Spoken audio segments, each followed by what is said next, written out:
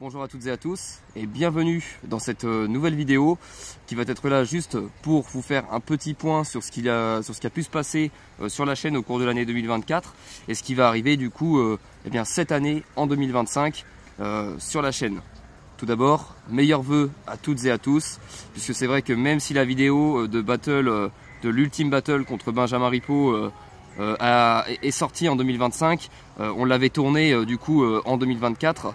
Donc là c'est vraiment la première fois que je vous parle en 2025. Donc voilà, je vous souhaite à toutes et à tous une très bonne année et surtout beaucoup de réussite dans vos projets et surtout dans la pêche. Alors, au cours de l'année 2024, vous avez pu suivre quand même beaucoup de vidéos sur ma chaîne au rythme où pour l'instant où j'ai pu le faire d'une vidéo à peu près par semaine, donc tous les dimanches soirs à 18 h, parce que c'est vrai que j'ai eu pas mal de temps, j'étais à fond dans mon taf, à fond dans la création des vidéos, à fond dans les pêches aussi. Et donc vous avez pu voir notamment aussi l'arrivée des vidéos mode compétition, puisque c'est vrai qu'en 2024 j'ai pu faire du coup mes premiers enduros. Alors c'est vrai que j'en avais jamais fait auparavant et que ça m'a appris pas mal de choses, le monde de la compétition. Ça m'a appris notamment que on se surpasse pas mal, hein. On apprend aussi beaucoup des autres pêcheurs. J'ai pu découvrir des nouvelles approches, des nouvelles techniques, des nouvelles stratégies aussi. Pas mal de petites astuces aussi que évidemment que j'ai décidé de reprendre aussi dans mes pêches et justement pour m'aider à m'améliorer au cours de mes pêches. Et donc voilà, j'ai vraiment apprécié du coup cet aspect de compétition qui est pour moi du coup un nouvel aspect dans la pêche. Alors c'est vrai que les compétitions c'est cool, je compte vraiment en faire plus au cours de l'année 2025. Notamment déjà je suis déjà inscrit à un enduro donc avec un ami à moi pour l'enduro du parc Soubise, donc c'est un étang privé. Donc ça va arriver fin juin, donc la vidéo devrait sortir mi-juillet. Donc ça voilà, ça vous donne déjà un petit aperçu de ce qui devrait arriver sur la chaîne. Ensuite ce qui s'est passé c'est que j'ai pu affiner d'autres techniques que j'avais pu expérimenter notamment avec des nouveaux appâts au cours de l'année 2023 et que je vous avais dit que j'allais continuer de pêcher avec au cours de l'année 2024. Donc c'est vrai que ça m'a rapporté pas mal de poissons, j'ai pu expérimenter bon nombre de choses avec ces appâts que j'ai pu utiliser en long, en large et en travers. Alors c'est vrai que ça m'a rapporté pas mal de poissons. Maintenant ça fait en effet une différence, j'ai vu une différence sur mes résultats, mais bon voilà, ça s'arrête là, ça reste des bons appâts, c'est pas pour autant que je vais passer mon temps à les utiliser et peut-être partir un peu plus sur des choses un peu plus basiques, un peu plus simples. Donc voilà, ça c'est ce qui a été pour l'année 2024. J'ai pas forcément battu de records au cours de cette année là, puisque quasiment l'ensemble de mes records dans tous les types de poissons ont été battus en 2023, hein, qui avait vraiment été une année assez folle on va dire. Bon voilà, j'ai pas réussi à battre mes records au cours de l'année 2024, mais c'est pas grave. Après tout, j'ai pu aussi découvrir la pêche en lac de barrage, donc du coup que vous pouvez retrouver sur ma chaîne, donc 72 heures en lac de barrage, donc qui s'était faite avec deux Florian du coup, mais dont Florian Bergeron, qui m'avait aussi appris pas mal de trucs et j'avais vraiment bien aimé. Ça avait vraiment été une belle rencontre et on avait passé un super temps au bord de l'eau. Donc Florian qui lui fait les championnats de France et sera là également en tant que concurrent également au parc Soubise. Donc ça va être aussi très intéressant. Autrement voilà, donc j'ai pu découvrir la pêche en lac de barrage et c'était vraiment sympa. Donc ça c'est vraiment une pêche que je vais continuer de pratiquer au cours de l'année 2025 dans d'autres lieux, peut-être un peu plus dans le sud de la France ou dans le centre. J'ai un ami qui m'a déjà proposé quelques petites pêches sur des lacs à côté de chez lui qui peuvent être vraiment intéressantes. Donc on verra bien pour ça. Autrement, c'est vrai que dans l'aspect, je reviens un petit peu sur l'aspect compétition. J'ai beaucoup aimé du coup la compétition, puisque ça m'a appris quand même beaucoup de choses. Donc comme je vous expliquais, le fait de se surpasser un petit peu, le fait d'être toujours en action dans sa pêche, c'est-à-dire entre 2 et 3 heures, relever ses cannes, rechercher un peu plus le poisson, être beaucoup plus en activité. C'est vrai qu'avant j'étais toujours un petit peu dans l'attente de la touche. Aujourd'hui, ça m'a permis de me rendre compte d'une chose, c'est que il n'y a pas le temps d'attendre sa touche. Il faut vraiment constamment chercher le poisson, chercher à quoi il va mordre, chercher à quelle distance il va être. Il n'y a plus le temps d'attendre, et ça j'ai vraiment beaucoup aimé cet aspect dans la compétition que je remets du coup aujourd'hui en pratique dans la plupart de mes pêches, si c'est pas toutes mes pêches d'ailleurs.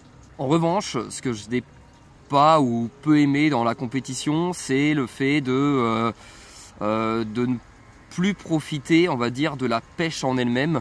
Et alors c'est vrai que moi ce que j'aime tout particulièrement, et comme beaucoup d'entre vous j'imagine, c'est vraiment l'aspect nature, profiter d'être dans la nature, être en osmose avec la nature. Ça c'est vraiment mon kiff dans la pêche, profiter d'un temps de repos. Et quand on est plutôt en mode pêche compétition, eh bien on perd un petit peu, je trouve, cette notion là, cet aspect là de pouvoir profiter un petit peu de la nature et de ce qui nous entoure. Bon, c'est pas dramatique, c'est pas grave, mais ça m'a permis de me rendre compte de ça, quoi.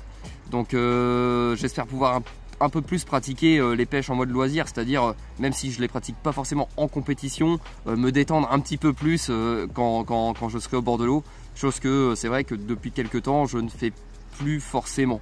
Je suis constamment en activité dans ma pêche. Bon, vous me direz, c'est pour ça qu'on va à la pêche, c'est pour faire du poisson, c'est pour chercher le poisson, essayer de comprendre sa pêche, mettre des choses en place. Mais voilà, j'aimerais aussi peut-être un peu plus profiter. En parlant de profiter, c'est vrai que le fait aussi de faire beaucoup de vidéos quasiment à chacune de mes pêches, eh bien ça ne me fait pas non plus trop profiter du coup de ce qui se passe autour de moi.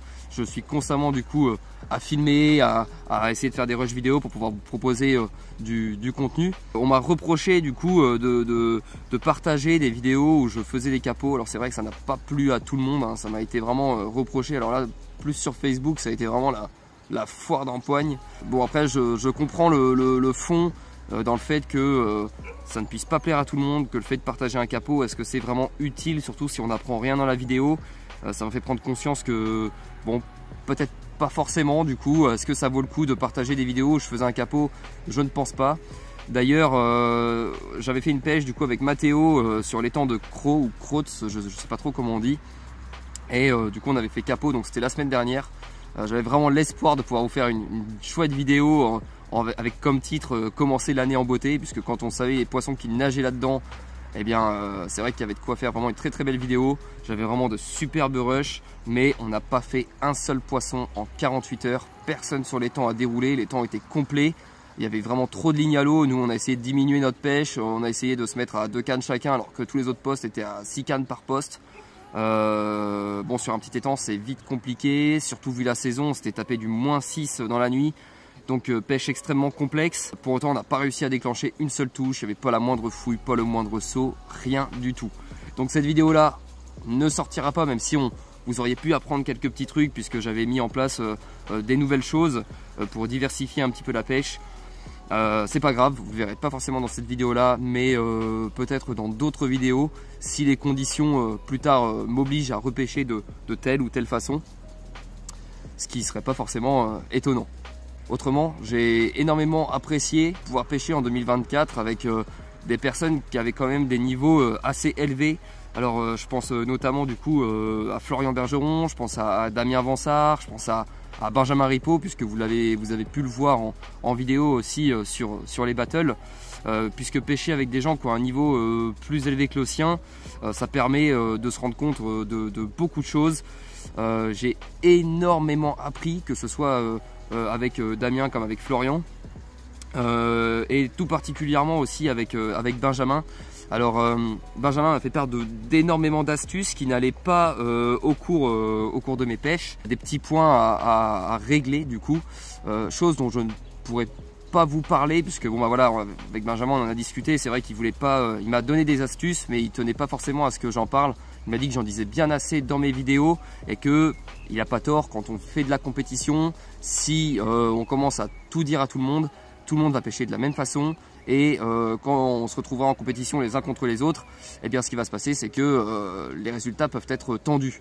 Donc voilà, Benjamin m'a pas fait part de toutes ces astuces, mais il m'en a appris quand même pas mal. Ça va m'aider au cours de cette année à affiner mes pêches, je pense.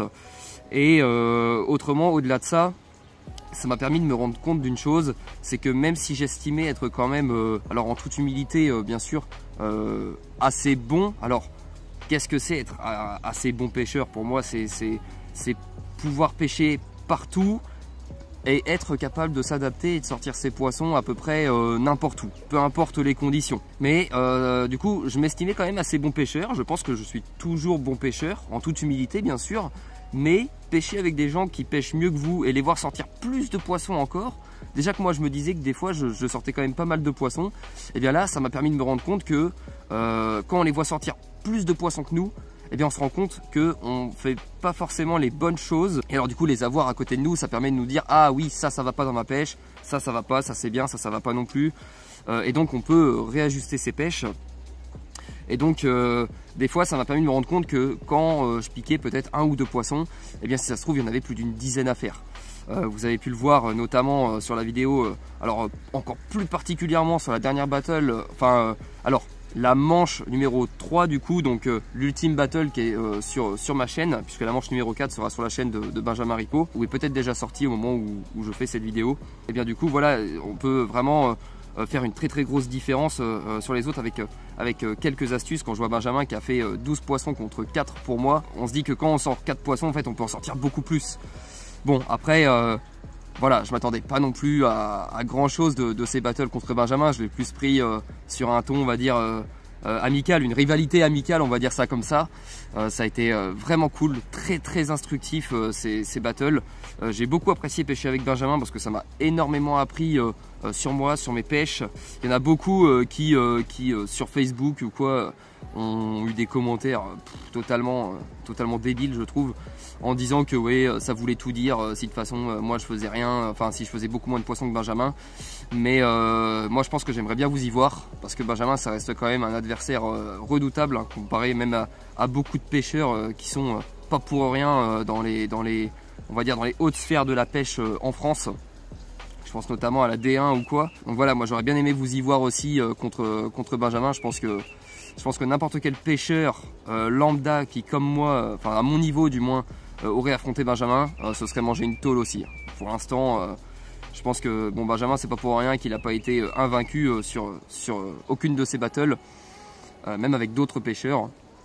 Donc voilà, hein, si jamais pour celles et ceux qui critiquent beaucoup en me disant oui Etienne il est nul, il sait pas pêcher, machin, bon ça me fait assez rigoler quoi, mais je vous invite vraiment à lui envoyer un message, puisque vous êtes si fort que ça, vous allez lui envoyer un message et vous allez lui proposer une battle et on verra le résultat. Autrement, il va y avoir aussi pas mal de petits changements, alors vous n'aurez plus forcément de vidéos peut-être tous les dimanches, puisque voilà, j'ai retrouvé en plus de mon travail actuel que j'avais en tant que thérapeute Reiki de magnétiseur, j'ai retrouvé un travail à côté. Alors ça n'empêche pas que je vais quitter mon activité, je vais quand même continuer à pratiquer à côté, mais j'ai trouvé un emploi du lundi au jeudi et je suis en week-end le vendredi, samedi, dimanche. Donc je pourrais continuer de pouvoir pratiquer mon activité de thérapeute, mais en même temps pouvoir continuer de pêcher et vous faire des vidéos. Alors évidemment, vous vous doutez bien qu'avec l'arrivée de ce nouvel emploi, je ne vais pas pouvoir continuer de vous sortir des vidéos tous les dimanches. Je ferai évidemment toujours au mieux, j'essaierai de vous proposer un contenu encore plus qualitatif, puisque le projet c'est quand même de racheter alors dans un premier temps un appareil photo, puisque là c'est vrai que depuis le début où je sors mes vidéos en fait ça filme avec des téléphones en fait, voilà, donc forcément la qualité elle est amoindrie à certains moments, on le voit surtout dans les vidéos le soir où ça commence à devenir à moitié flou, ça fait des effets un peu bizarres, mais bon voilà, c'est comme ça, on fait avec les moyens qu'on a. J'ai pu investir aussi dans des micros qui ne sont malheureusement pas compatibles avec mon téléphone, mais qui seront compatibles, je pense, avec l'appareil photo que je vais m'acheter.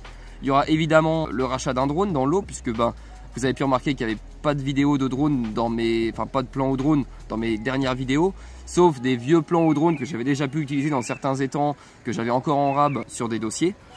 et que j'ai pu réutiliser dans mes vidéos.